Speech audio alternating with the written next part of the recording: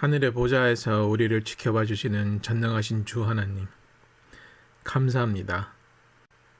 한 달이나 지난 새해에도 우리가 이렇게 한 마음으로, 한 뜻으로 하나님을 찾아뵐 수 있는 이 안식일을 주셔서 감사드립니다. 아직 해결되지 않은 이 시국에 우리가 같이 모여서 찬양과 예배를 드릴 수는 없지만 이 방송 예배로 우리가 같이 모으고 한 마음으로 하나님을 찾고 주님의 뜻을 이해하고 우리가 앞으로 이 그리스도인이라는 걸 더 인식하게 할 수 있는 이 안식일을 주셔서 감사드립니다. 오늘 하루가 주님의 뜻을 더 깊이 생각하고 주님의 사랑과 은혜의 축복에 대해서 더 감사드리며 이 하루를 더 생각하고 우리가 앞으로 하나님의 증인이 될 수 있는 길이 어떤 것인지 더 생각할 수 있도록 도와주시옵소서. 이 시간 성령이 함께 하셔서 하나님의 생각과 뜻과 영광을 돌릴 수 있는 그 길을 우리가 걸을 수 있도록 인도하여 주시옵소서. 그리고 힘든 시기에도 주님을 찾고 있는 많은 사람들이 있습니다. 그 사람들을 어루만져 주시고 주님의 사랑의 치유의 손으로 이끌어 주시옵소서.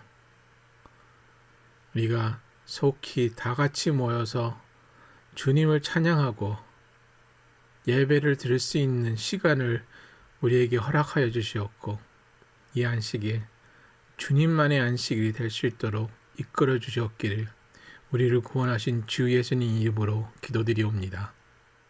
아멘.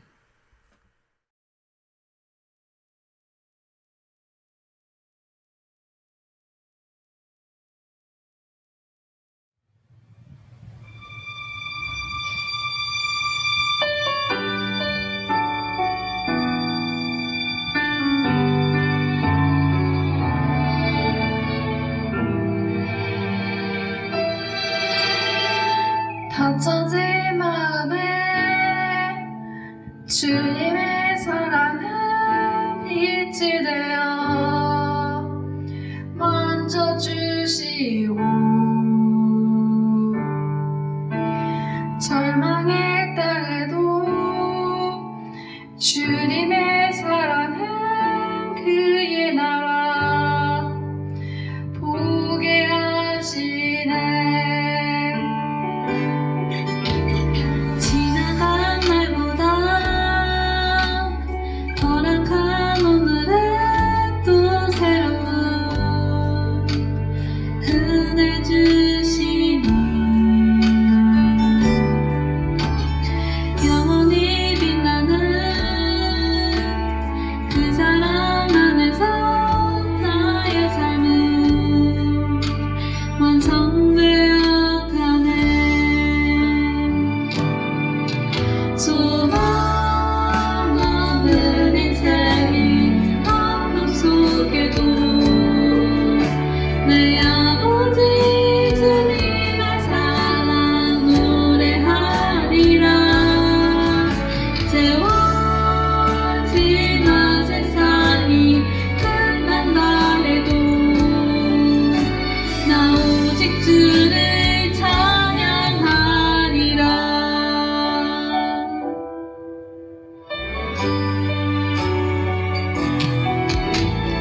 지나간 날보다 허락한 오늘에 또 새로운 은혜 주시니 영원히 빛나는 그 사랑 안에서 나의 삶은 완성되어 가네. 소망 없는 인생이 어둠 속에도 내 아버지 주님의 사랑 노래하리라. 세월 지나 세상이 끝난다 해도 나 오직 주를 찬양하리라.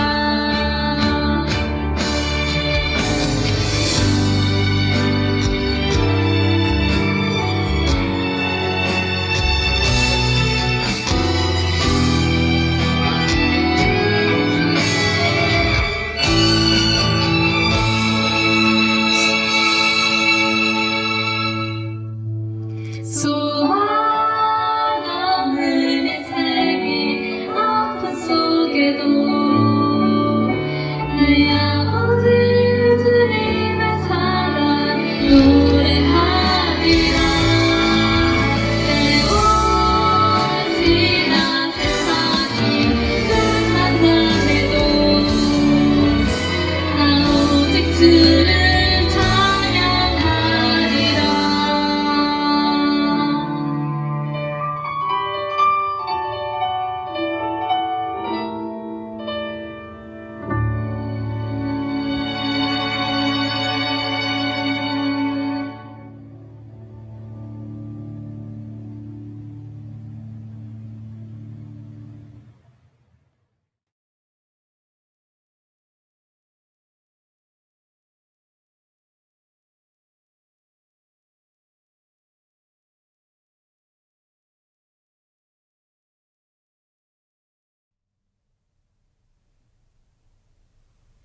안녕하십니까?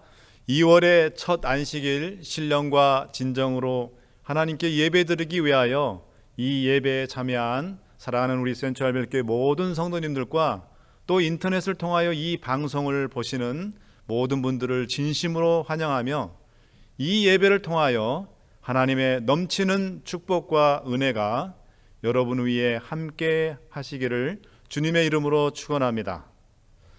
우리 정영화 집사님의 소식을 좀 전해드리겠습니다. 집사님께서 목요일 아침에 전화를 주셨는데 모든 검사 결과가 정상으로 나왔고 또 우리 집사님의 기력도 점점 좋아지시고 있다고 아주 건강하신 목소리로 집사님께서 말씀하셨습니다. 기도해 주시고 염려해 주신 모든 교우님들께 감사하다는 인사를 꼭 전해달라고 부탁을 하셨습니다. 우리 다 같이 하나님의 말씀 디도서 2장 11절로 14절 말씀을 보도록 하겠습니다. 모든 사람에게 구원을 주시는 하나님의 은혜가 나타나 우리를 양육하시되 경건치 않은 것과 이 세상 정욕을 다 버리고 근신함과 의로움과 경건함으로 이 세상에 살고 복스러운 소망과 우리의 크신 하나님 구주 예수 그리스도의 영광이 나타나심을 기다리게 하셨으니 그가 우리를 대신하여 자신을 주심은 모든 불법에서 우리를 구속하시고 우리를 깨끗게 하사 선한 일에 열심하는 친 백성이 되게 하려 하심이니라. 이 시간 저는 방금 읽은 본문을 가지고 은혜 받은 백성의 삶이라는 제목으로 말씀의 은혜를 나누고자 합니다.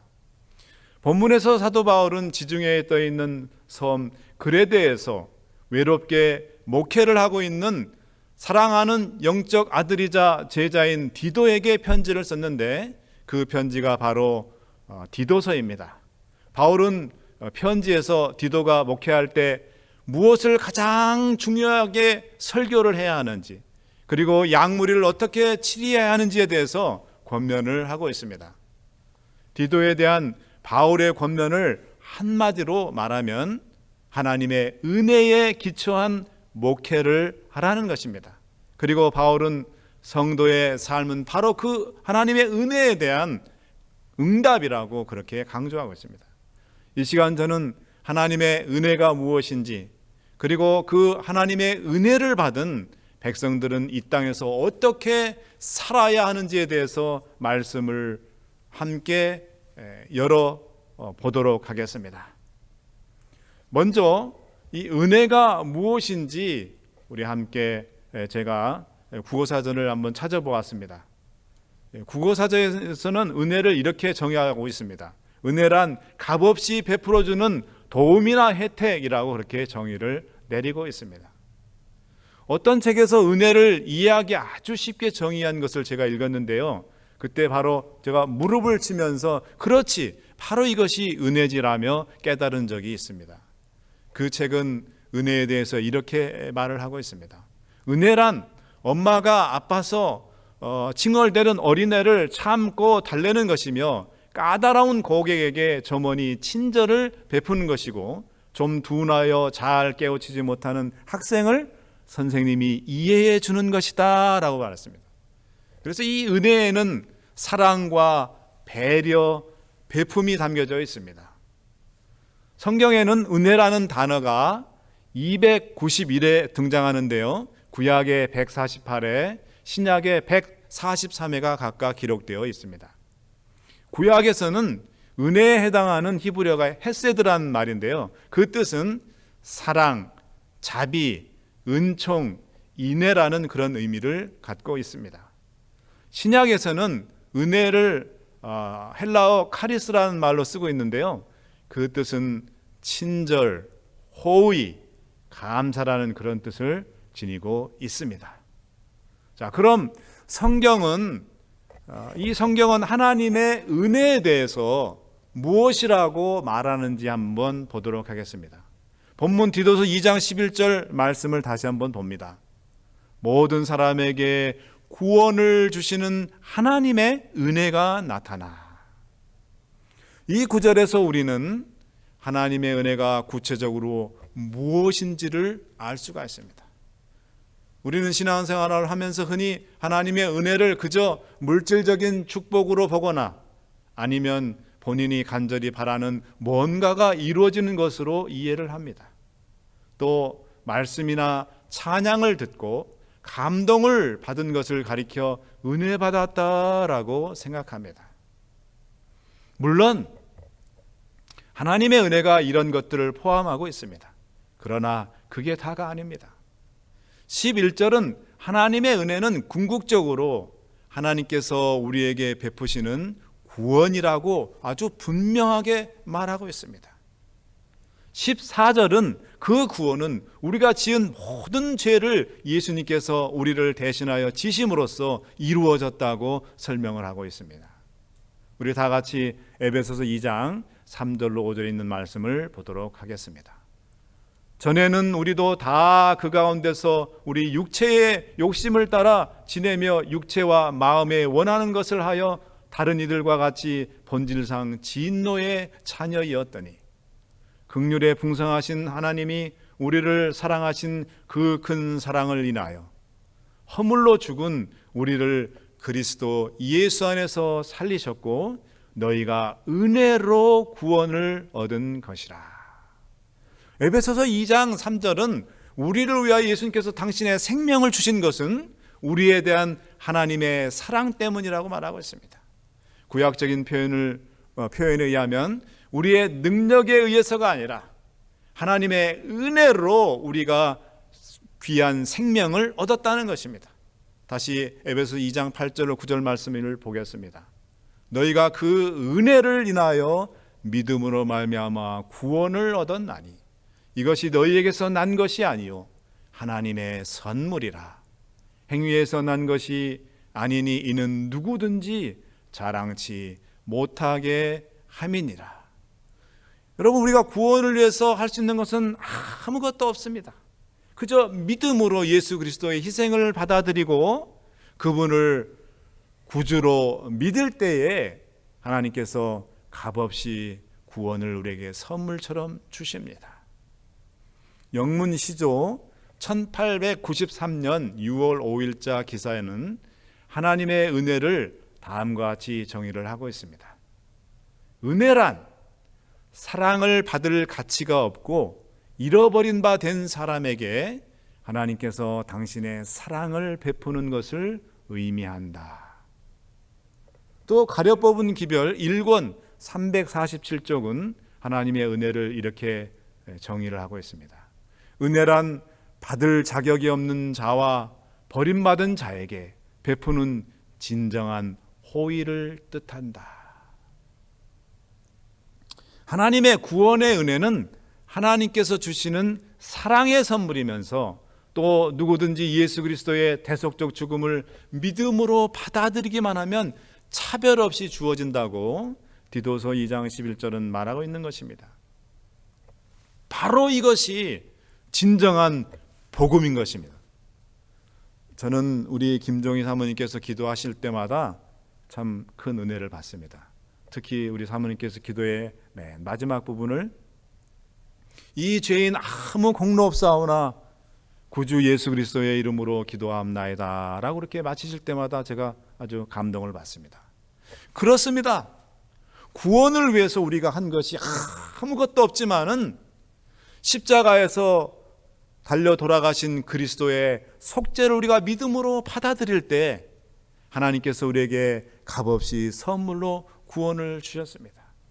사랑하는 우리 센트럴벨교회 성도 여러분들이시오, 값없이 당신의 자녀로 삼아주시고 구원해 주신 하나님의 은혜에 항상 감사하시기를 간절히 바랍니다. 이제 하나님의 구원의 은혜를 받은 우리가 이 땅에서 그럼 어떻게 살아야 하는지에 대해서 한번 살펴보도록 하겠습니다. 본문 12절 말씀입니다. 우리를 양육하시되 경건치 않은 것과 이 세상 정욕을 다 버리고 근신함과 의로움과 경건함으로 이 세상에 살고. 자, 첫 번째로 우리는 하나님의 은혜를 받은 사람으로서 이 세상에서 경건하게 살아야 됩니다. 12절을 보면 경건이라는 단어가 2번이나 등장하고 있습니다. 경건치 않은 것을 버리고 경건함으로 이 세상을 살라고 권면을 하고 있습니다. 바울은 그의 서신 여러 군데에서 경건에 관하여 이렇게 권면하고 있습니다. 디모데전서 4장 7절입니다. 망령되고 허탄한 신화를 버리고 오직 경건에 이르기를 연습하라. 디모데전서 6장 11절 오직 너 하나님의 사람아 이것들을 피하고 의와 경건과 믿음과 사랑과 인내와 온유를 좇으며. 디모데후서 3장 5절 경건의 모양은 있으나 경건의 능력은 부인하는 자니 이 같은 자들에게서 내가 돌아서라. 빌립보서 4장 8절은 또 이렇게 말하고 있습니다. 정말로 형제들아, 무엇에든지 참되며 무엇에든지 경건하며 무엇에든지 오르며 무엇에든지 정결하며 무엇에든지 사랑할 만하며 무엇에든지 칭찬할 만하며 무슨 덕이 있든지 무슨 기름이 있든지 이것들을 생각하라. 여러분, 도대체 그렇다면 무엇이 참된 경건입니까? 또 어떻게 사는 것이 경건하게 사는 것입니다? 야고보서 1장 26절 27절은 그 질문에 대한 대답을 이렇게 주고 있습니다. 누구든지 스스로 경건하다 생각하며 자기 혀를 채갈 먹이지 아니하고 자기 마음을 속이면 이 사람의 경건은 헛것이라. 하나님 아버지 앞에서 정결하고 더러움이 없는 경건은 곧 고아와 과부를 그 환난 중에서 돌아보고 또 자기를 지켜 세속에 물들지 아니하는 이것이니라. 야고보는 두 가지 측면에서 여러분 참된 경건에 관하여 성경적 정의를 내리고 있습니다. 첫 번째는 우리의 말에 있어서의 경건을 정의하고 있습니다. 야고보는 교회 내에 일어난 문제의 원인이 무엇인지, 교인 상호 간에 생기는 문제의 원인이 무엇이며 또 그 해결책은 무엇인지에 대해서 깊이 생각을 했을 것입니다. 그리고 사람의 입 밖으로 나오는 말로 인해서 그 많은 문제가 비롯됐다고 결론을 내렸던 것입니다. 탈무드는 말의 영향력에 대하여 이렇게 말하며 경고하고 있습니다. 말은 손이 없지만 손이 하는 일을 한다. 사람을 죽인다. 그런데 말은 손을 넘어선다. 왜냐하면 손은 가까이 있는 사람만 죽이지만 말은 화살처럼 먼 곳에 있는 사람도 죽인다. 그렇지만 화살을 넘어선다. 왜냐하면 화살은 손으로 막을 수 있지만 말에 쏘아대는 무서운 상상력은 피할 세력이 없기 때문이다. 사랑하는 우리 센트럴벨교회 성도 여러분, 우리의 입에서 나오는 말이 하나님께 감사를 드리며 또 찬양을 드러내는데 사용될 수 있도록 합시다. 우리의 입에서 나오는 말이 복음을 전하는 데 쓰일 수 있는 귀한 도구가 되도록 합시다. 우리의 말이 다른 사람을 살리고 또 격려하고 위로하고 연합과 화목을 다지는 역할을 할 수 있도록 노력합시다. 우리의 말이 다른 사람에게 씻을 수 없는 상처를 주거나 갈등과 분열을 일으키는 원인이 되지 않도록 조심합시다. 또 어떤 말을 입 밖에 내기 전에 먼저 한번 생각하고 우리가 말을 하도록 합시다. 경건은 입에서부터 나오는 말에서부터 시작된다는 사실을 꼭 기억하시는 여러분과 제가 되기를 간절히 바랍니다. 이제 두 번째로 야고보는 참된 경건은 우리 주변에 있는 소외된 이웃들을 찾아보고 그들을 돕고 거두는 데 있다고 강조하고 있습니다. 경건은 세상과 격리된 수도원에 가만히 앉아서 말씀이나 읽고 기도하고 명상하는 것으로부터 오는 것이 아닌 것입니다. 구약의 모세오경이나 선지서들, 특별히 예레미야서나 소선지서를 보면 이스라엘의 죄는 성전 예배를 잘못 드린 것에 있다기보다는 가난하고 무시당하는 고아와 과부, 노비, 장애자들을 거두어 돌보지 않은 것이 그들의 죄였다고 그렇게 지적하고 있습니다. 참된 경건과 영성은 안식을 하루 예배 잘 드리는 것으로 이루어지는 것이 아니라 우리가 받은 그 하나님의 사랑과 은혜 그리고 축복을 우리 주변에 있는 다른 사람과 함께 나누고 그들을 섬길 때 이루어진다는 것입니다. 엘렌 화이트는 영감의 글에서 우리가 다른 사람을 위하여 봉사하고 섬길 때 우리의 이기적인 자아는 사라지고 하나님의 도덕적인 형상이 우리 안에 충만하게 된다고 그렇게 강조를 했습니다. 현재 우리 교회는 매주 일요일마다 스타크턴 쉘터에서 홈리스 피딩 봉사를 하고 있습니다. 양말도 신지 못하고 추위에 벌벌 떨며 나누어준 따뜻한 수프와 커피 그리고 음식으로 온몸을 녹이는 그들을 보면서 저는 마태복음 25장 31절부터 46절에 등장하는 양과 염소의 비유를 생각해 보았습니다. 예수님께서 양옆편에 서 있는 사람들을 향하여 내가 배고플 때 먹을 것을 주었고 목마를 때 마시게 했고 나그네 되었을 때 따뜻하게 영접해 주었고 헐벗었을 때 입혀 주었고 병들었을 때 돌보아 주었고 옥중에 갇혔을 때 와 주었다라고 말씀하셨습니다. 그러자 그들은 깜짝 놀라면서 주님, 우리가 언제 주님께 그렇게 했습니까? 라고 불렀습니다. 그러자 주님께서는 지극히 적은 자 하나에게 한 것이 곧 나에게 한 것이라고 그렇게 말씀하셨습니다. 여러분, 지극히 적은 자는 바로 배고픈 자, 또 목마른 자, 나그네, 헐벗은 자, 병든 자, 옥중에 갇힌 자, 노숙자들이 바로 그들입니다. 즉 우리 사회에 소외된 자들을 말하는 것입니다. 성경은 그들이 바로 예수님이라고 그렇게 말하고 있습니다. 홈리스 피딩을 하다 보면요, 정말 머리가 어지러울 정도로 아주 그 지린내나 이런 독한 냄새가 심한 분들이 있습니다. 또 마스크도 쓰지 않고 기침을 콜록거리는 그런 분들이 다가오면 야, 이거 코로나 혹시 없는 거 아니야? 부끄럽지만 솔직히 불안할 때도 있었습니다. 그러나 저분들이 예수님이 아닐까? 끼니도 거른 채 밤새 추위에 떨며 잠 한숨 못 주무신 예수님이 아닐까 생각을 하며 제 자신이 얼마나 부끄러운지 모릅니다. 저는 이 코로나 시국에 언제 어디서 코로나에 감염될지 모르는 상황에 있기 때문에 여러분들에게 홈리스 피딩 봉사를 도우러 현장에 나오시라고 제가 말씀드리는 것이 아닙니다. 현장에는 비록 나오시지 못하더라도 예수님이실지도 모르는 그분들을 도울 수 있는 다른 방법에 동참해달라는 그런 말씀을 드립니다.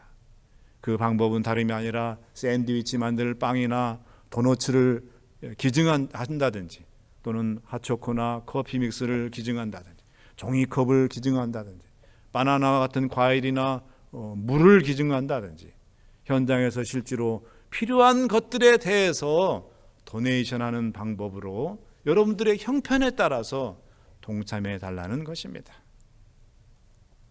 안식일 하루만 예배드리는 토요일 교인이 아니라 매일 그리스도의 사랑을 할 수만 있으면 나눌 수 있는, 우리의 삶 가운데서 나눌 수 있는 에브리데이 크리스찬이 되시기를 간절히 바랍니다.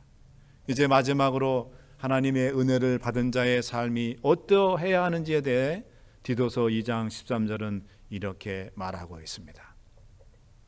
복스러운 소망과 우리의 크신 하나님 구주 예수 그리스도의 영광이 나타나심을 기다리게 하셨으니 하나님의 은혜를 입은 우리가 가져야 할 삶의 자세는 복스러운 소망인 예수 그리스도의 재림을 간절히 기다리며 준비하는 것입니다. 1844년 재림운동을 통해서 우리 교회가 출발하였습니다. 그로부터 딱 100년이 지난 1944년 우리 재림 성도들 중에 예수님의 재림에 대해서 큰 기대를 하고 있었습니다. 왜냐하면 당시 2차 세계대전 중이었는데 이 2차 세계대전을 계시록 16장에 나오는 그 재림 전에 있게 될 아마겟돈 전쟁으로 해석을 하는 그런 사람도 있었습니다. 그러나 2차 세계대전이 끝났지만 예수님의 재림은 없었습니다. 또 여러분 1999년 전 세계가 Y2K 문제로 시끌벅적했습니다.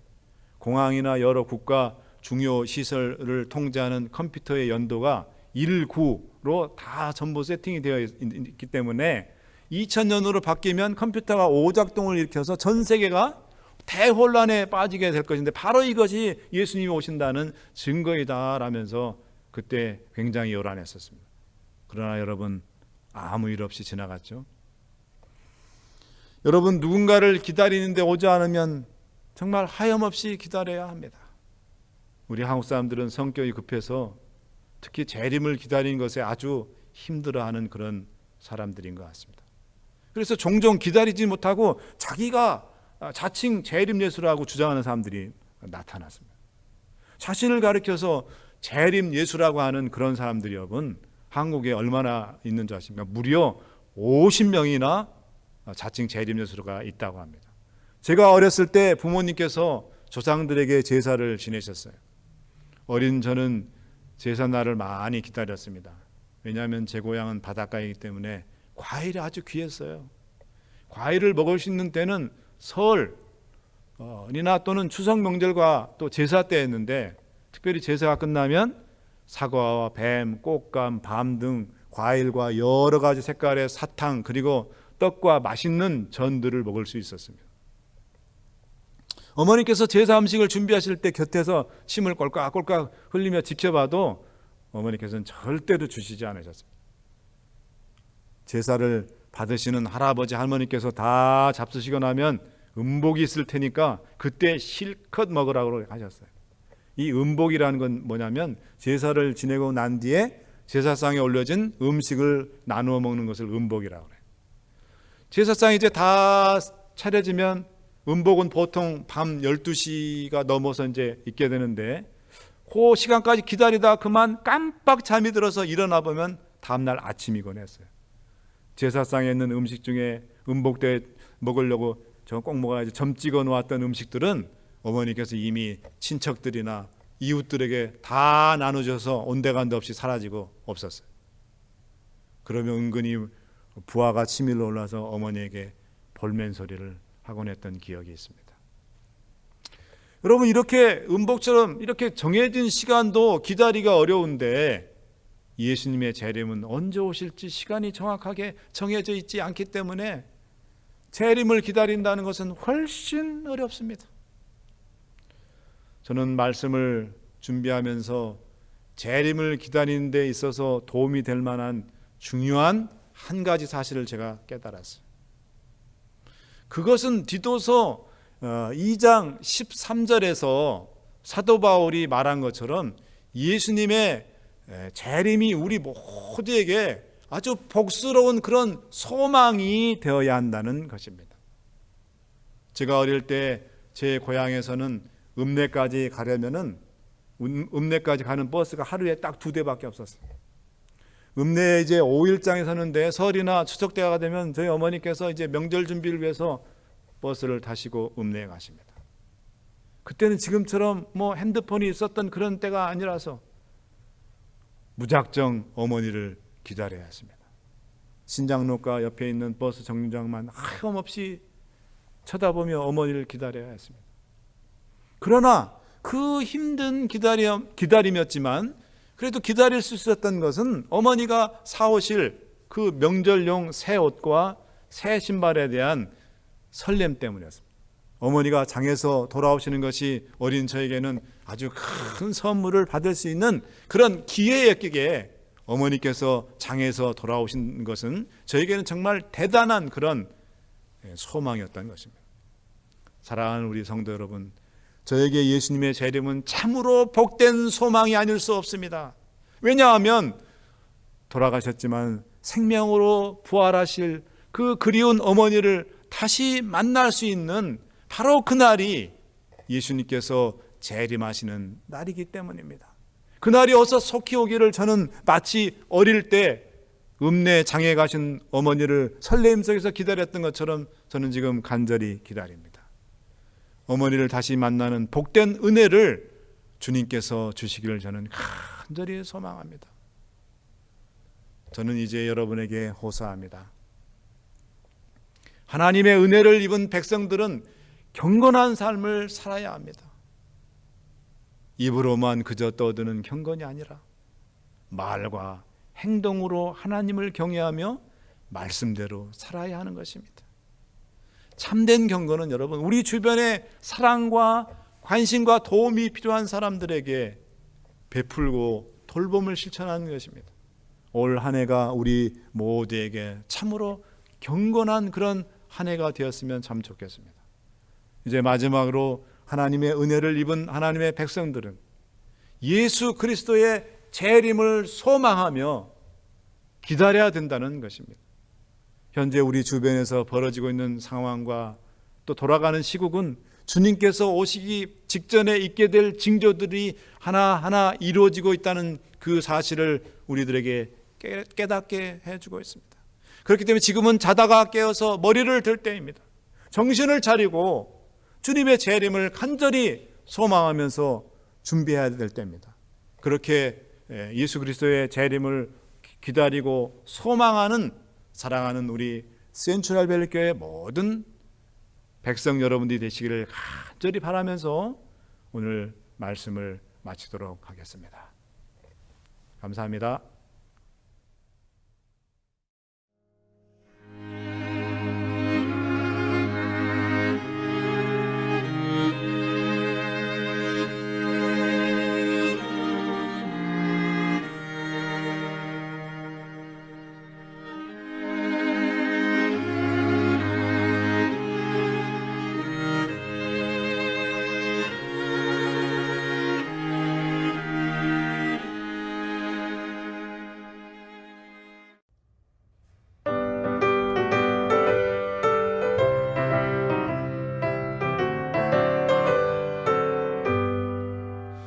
내가 매일 기쁘게 순례길을 행함은 주의 팔이 나를 안보함이요 내가 주의 큰 복을 받는 귀한 비결은 주의 성령 함께함이라 성령이 계시네 할렐루야 함께 계시네 좁은 길을 걸으며 밤낮 기뻐하는 것 주의 성령 함께함이라 전에 죄에 빠져서 평안함이 없을 때 예수 나를 위해 죽으신 듣고 그 발 아래 엎드려 그 신평화 얻으면 주의 성령 함께함이라 성령이 계시네 할렐루야 함께 계시네 좁은 길을 걸으며 밤낮 기뻐하는 것 주의 성령 함께함이라 나의 모든 염려를 주가 모두 아시니 나는 숲의 새와 같이 즐겁네 주의 안에 내 영혼 크게 만족 얻으면 주의 성령 함께함이라 성령이 계시네 할렐루야 함께 계시네 좁은 길을 걸으며 밤낮 기뻐하는 것 주의 성령 함께함이라 세상 모든 정욕과 쓸데없는 욕망은 오래전에 벌써 내어버렸네 이젠 주의 가신 길 따라갈 수 있음은 주의 성령 함께함이라 성령이 계시네 할렐루야 함께 계시네 좁은 길을 걸으며 밤낮 기뻐하는 것 주의 성령 함께함이라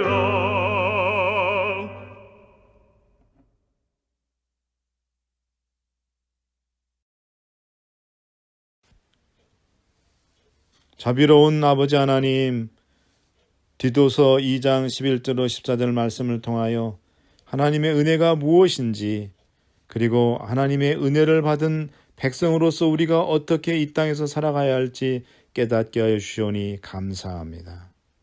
무엇보다도 그리스도의 희생을 통하여 구원의 은혜를 우리에게 거저 선물로 주셨사오니 또한 감사합니다. 그 구원의 은혜를 우리만 누릴 것이 아니라 우리 주변에 하나님을 알지 못하는 사람들에게 나누어 그들도 예수 믿고 구원받게 하여 주시옵소서. 경건하게 살라고 하셨사오니 우리 주변에 가난하고 소외되고 외로운 이들을 찾아서 함께 나누며 베풀며 살 수 있는 경건한 하나님의 백성들이 되게 하여 주시옵소서. 주님의 오실 날이 가까운 이때에 재림을 소망하며 잠에서 깨어 머리를 들고 재림을 준비하는 하나님의 깨어있는 백성들 되게 하여 주시옵소서. 이제는 전능하신 아버지 하나님의 은혜와 예수 그리스도의 구원하신 사랑과 성령 하나님의 교통하심이 사랑하는 센트럴벨교회 모든 성도 위에 함께하여 주시기를 주 예수 그리스도의 귀하신 이름으로 축원하옵나이다. 아멘.